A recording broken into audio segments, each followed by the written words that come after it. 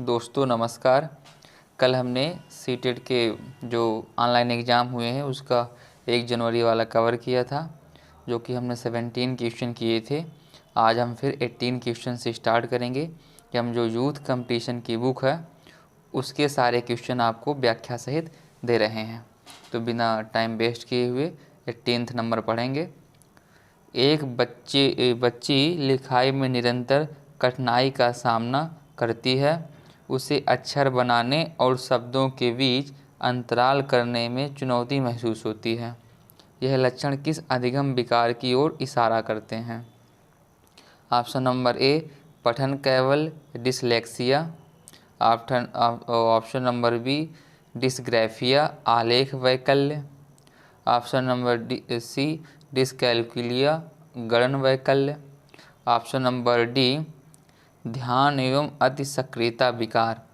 तो इसका answer number B होगा आलेख वैकल्य यानी डिसग्राफिया। हम क्वेश्चन नंबर 19 की ओर चलेंगे। क्वेश्चन नंबर 19 है, विद्यार्थियों में व्यक्तिगत विभिन्नताओं को पूरा करने के लिए एक शिक्षक को डैश। ऑप्शन नंबर ए मानकीकृत पद्धतियों और आकलन के तरीकों का उपयोग करना चाहिए। ऑप्शन नंबर बी शिक्षा शास्त्रीय उपागमों और मूल्यांकन के विविध साधनों का उपयोग करना चाहिए।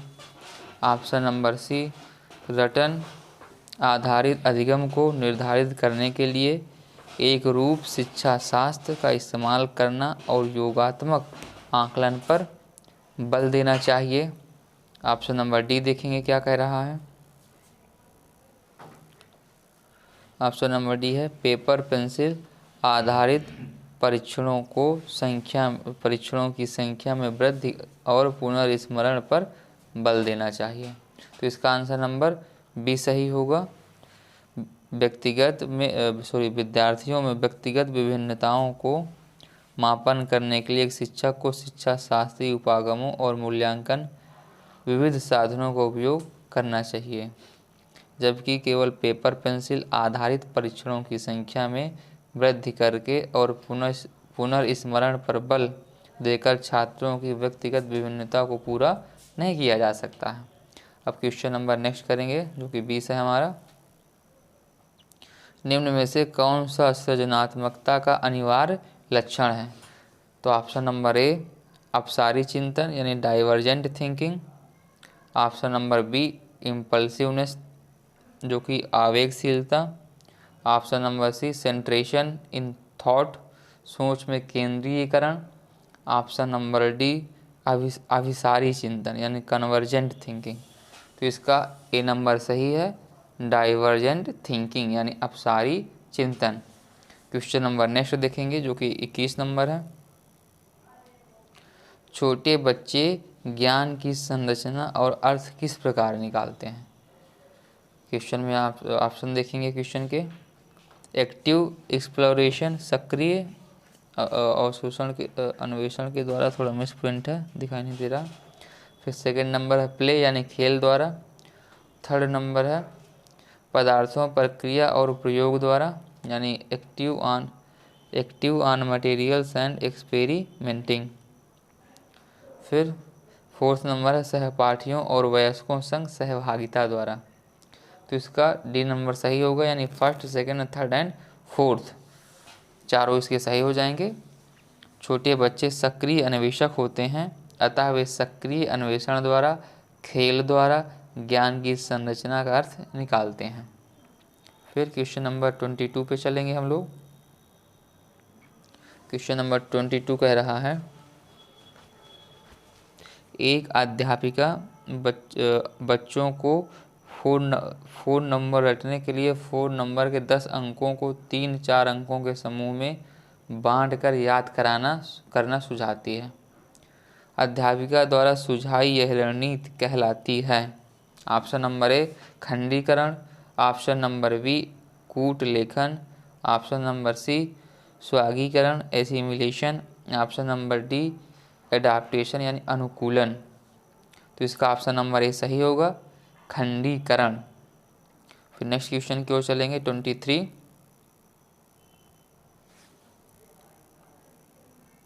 23 कह रहा है निम्न में से अधिगम की कौन सी दशा पर विद्यालयों में सबसे अधिक बल देना चाहिए। ऑप्शन नंबर ए है परिवेश से सहभागिता द्वारा कौशलों और ज्ञान का अर्जन। ऑप्शन नंबर बी है विषय वस्तु को रटना, जो कि कभी नहीं हो सकता, रटने पर तो कभी फोकस नहीं करना चाहिए। ऑप्शन नंबर सी दूसरों का निष्क्रिय अनुकरण। ऑप्शन नंबर डी उद्दीपन अनुक्रिया संबंधों द्वारा व्यवहार का अनुबंधन। तो इसका ऑप्शन नंबर ए सही होगा, परिवेश से सहभागिता द्वारा कौशलों और ज्ञान का अर्जन से। इसकी अगर व्याख्या देख लें थोड़ी सी, तो परिवेश से सहभागिता द्वारा कौशलों और ज्ञान का अर्जन अधिगम की वे दशाएं हैं जिन पर विद्यालयों में सबसे अधिक बल देना चाहिए। आगे क्वेश्चन नंबर 24 देखेंगे। क्वेश्चन नंबर 24 कह रहा है निम्न में से कौन सा युग्मक सामाजिक संरचनात्मक उपागम के अनुसार छात्रों के पढ़ने को सुसाध्य करता है। जो कि ए ऑप्शन नंबर ए है सलमा विद्यार्थियों को नए शब्द सिखाने के लिए फ्लैश कार्ड का उपयोग करती है और उनके सही उत्तरों के लिए उन्हें टॉफ़ी देकर पुरस्कृत करती है। ऑप्शन नंबर सेकंड देखेंगे। इसी में सेकंड कह रहा है परामति विविध प्रकार की पुस्तकें अपने विद्यार्थियों को पढ़ने के लिए देती है। जो विद्यार्थी एक विशिष्ट पुस्तक पढ़ते हैं उन्हें नियमित रूप से पुस्तक पर परिचर्चा करने के लिए कहती है। ऑप्शन नंबर थर्ड है इसका अरुंधति नए शब्दों का अर्थ समझने के लिए संदर्भ संबंधित संकेतों के इस्तेमाल पर बल देती है। ऑप्शन नंबर फोर्थ है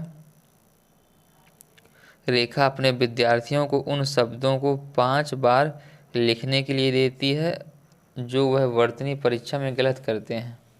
इसका सी नंबर सही होगा, यानी second third only, second third सही है। सामाजिक संरचनात्मक उपागम के अनुसार छात्रों को पढ़ने के लिए सुसाध्य करने वाला युग्म इस प्रकार है। पहला होगा परामति विविध प्रकार की पुस्तकें अपने विद्यार्थियों को पढ़ने के लिए देती है।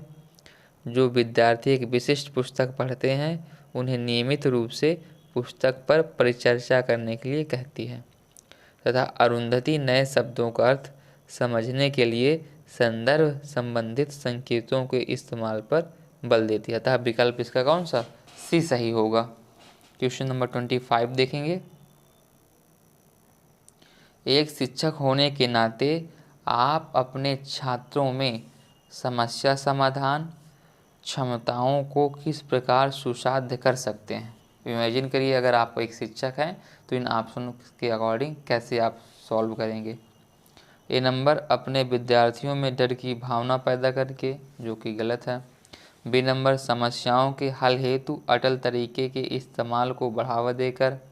ऑप्शन नंबर सी समरूपों के इस्तेमाल को बढ़ावा दे करके।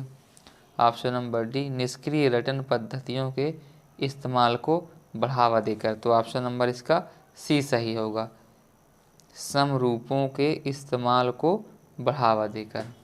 अगर इसकी व्याख्या पढ़ें जो कि यूथ कंपटीशन की बुक में दिया गया है। एक शिक्षक होने के नाते हम समरूपों के इस्तेमाल को बढ़ावा देकर छात्रों में समस्या समाधान क्षमताओं को सुसाध्य कर सकते हैं, जबकि अपने विद्यार्थियों में डर की भावना पैदा करके निष्क्रिय रटन पद्धतियों के इस्तेमाल को बढ़ावा देना तथा समस्याओं के हल हेतु अटल तरीके के इस्तेमाल को बढ़ावा देना शिक्षक का कर्तव्य नहीं है। अतः विकल्प नंबर सी इसका सही हो जाएगा। अब नेक्स्ट क्वेश्चन नंबर 26 देखेंगे। निम्नलिखित में से कौन सा सार्थक अधिगम को सुसाध्य करेगा। ऑप्शन नंबर ए कक्षा में संदर्भ रहित अधिगम को बढ़ावा देना। ऑप्शन नंबर बी एक समस्या पर विविध तरीकों से विचार करने के लिए प्रोत्साहित करना। ऑप्शन नंबर सी रट्टा मार कर सीखने को प्रोत्साहित करना। ऑप्शन नंबर डी शिक्षक द्वारा श्याम पट्ट पर लिखे गए उत्तरों को नकल करना। इसका ऑप्शन ओनली बी सही होगा। क्या एक समस्या पर विविध तरीकों से विचार करने के लिए प्रोत्साहित करना। व्याख्या अगर आप देखें तो एक समस्या पर विविध तरीकों से विचार करने के लिए प्रोत्साहित करना सार्थक अधिगम को सुसाध्य करेगा, क्योंकि जब छात्र किसी एक बिंदु पर विचार करेंगे तो कल्पनाशील होंगे, स्वाभाविक है, और अपने सृजनात्मकता युक्त विचारों को शिक्षक के सामने रखने के लिए प्रोत्साहित होंगे। तो नए विचारों को खोजने में छात्रों के अंदर सार्थक अधिगम उत्पन्न होगा, क्योंकि विषय वस्तु का रट्टा मारने से बालकों में निष्क्रियता उत्पन्न हो जाती है। अब पढ़ेंगे हम क्वेश्चन नंबर 27। अगर विद्यार्थी अपने कार्य की सफलता को आंतरिक कारणों पर आरोपित करते हैं, उनमें डैश की भावना उत्पन्न होगी। ऑप्शन नंबर ए पढ़ेंगे सेम यानी शर्म की। ऑप्शन नंबर बी एंगर यानी गुस्सा। ऑप्शन नंबर सी प्राइड यानी गर्व। ऑप्शन नंबर डी एंग्जाइटी यानी उत्कंठा। तो इसका आंसर ओनली सी सही होगा, प्राइड यानी गर्व। इसकी व्याख्या पढ़ते हैं। विद्यार्थी अपने कार्य की सफलता को आंतरिक कारणों पर आरोपित करते हैं तो उनमें गर्व की भावना उत्पन्न होगी। गर्व एक आत्म जागरूक भावना है जो व्यक्ति में तब उत्पन्न होती है जब उसके द्वारा कोई लक्ष्य प्राप्त कर लिया जाता है तथा किसी की उपलब्धियों को दूसरों द्वारा पहचाना और अनुमोदित किया जाता है।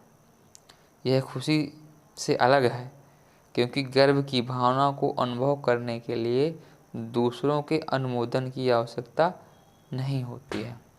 अब क्वेश्चन नंबर 28 देखेंगे। शिक्षा के प्राथमिक स्तर पर बहुसंवेदनीय उपागम के इस्तेमाल को प्रोत्साहित करना चाहिए, क्योंकि एक बार क्वेश्चन फिर से रिपीट करते हैं। शिक्षा के प्राथमिक स्तर पर बहुसंवेदनीय उपागम के इस्तेमाल को प्रोत्साहित करना चाहिए, क्योंकि तो ऑप्शन नंबर ए यह अधिगम को और अधिक प्रभावशाली बनाता है। ऑप्शन नंबर बी यह कुछ बच्चों को शिक्षा से वर्जित करने के मौके देता है। ऑप्शन नंबर सी यह अध्यापक की निर्देश अवधि का काफ़ी समय बचाता है। ऑप्शन नंबर डी यह बच्चों में आज्ञापरायणता पैदा करता है। तो इसका ऑप्शन नंबर ए सही होगा ओनली, यह अधिगम को और अधिक प्रभावशाली बनाता है। इसकी व्याख्या देखेंगे। शिक्षा के प्राथमिक स्तर पर बहुसंवेदनीय उपागम के इस्तेमाल को प्रोत्साहित करना चाहिए, क्योंकि ये अधिगम को और अधिक प्रभावशाली बनाता है। सही बात है। बहुसंवेदी शिक्षण दृष्टिकोण इस विचार पर आधारित है कि कुछ छात्र सबसे अच्छा तब सीखते हैं जब उन्हें दी गई सामग्री को विभिन्न तरीकों से प्रस्तुत किया जाता है। यह विधि छात्रों को पढ़ने, लिखने और वर्तनी सीखने में मदद करती है। अब आगे क्वेश्चन नंबर देखेंगे 29। Children often form alternative conceptions and misconceptions about various concepts. Which of the following statement is not correct in this context? बच्चे अक्सर विभिन्न संकल्पों के बारे में वैकल्पिक संकल्पनाएं और भ्रांतियां गठित कर लेते हैं। इस संदर्भ में कौन सा कथन सही नहीं है? ऑप्शन नंबर ए देखेंगे। एक अध्यापिका को बच्चों द्वारा गठित वैकल्पिक संकल्पनाओं और भ्रांतियों को सख्त रूप से हतोत्साहित करना चाहिए। ऑप्शन नंबर बी बच्चों और वयस्कों में वैकल्पिक संकल्पनाओं और भ्रांतियों का गठन बहुत स्वाभाविक है। ऑप्शन नंबर सी एक अध्यापिका को निश्चित रूप से इन वैकल्पिक संकल्पनाओं और भ्रांतियों पर गौर करना चाहिए, क्योंकि ये सिखाने की प्रक्रिया में बहुत महत्वपूर्ण है। ऑप्शन नंबर डी वैकल्पिक संकल्पनाओं और भ्रांतियाँ सदैव निराधार नहीं होती, बल्कि बच्चों को अपने आसपास की दुनिया के बारे में सहज समझ को दर्शाती हैं। तो इसका ऑप्शन नंबर ए सही है। इसकी व्याख्या देखते हैं। बच्चे अक्सर विभिन्न संकल्पों के बारे में वैकल्पिक संकल्पनाएं और भ्रांतियां गठित कर लेते हैं। इन संदर्भ में एक अध्यापिका को बच्चों द्वारा गठित वैकल्पनाओं और भ्रांतियों को सख्त रूप से हतोत्साहित करना चाहिए। ये कथन सही नहीं है। जबकि क्या होना चाहिए? बच्चों और वयस्कों में वैकल्पिक संकल्पनाओं और भ्रांतियों को गठन बहुत स्वाभाविक है। बिल्कुल सही बात है।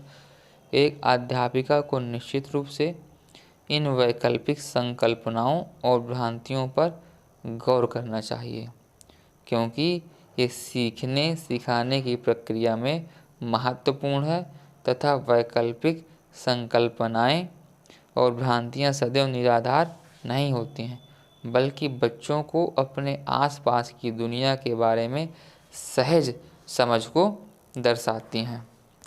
सभी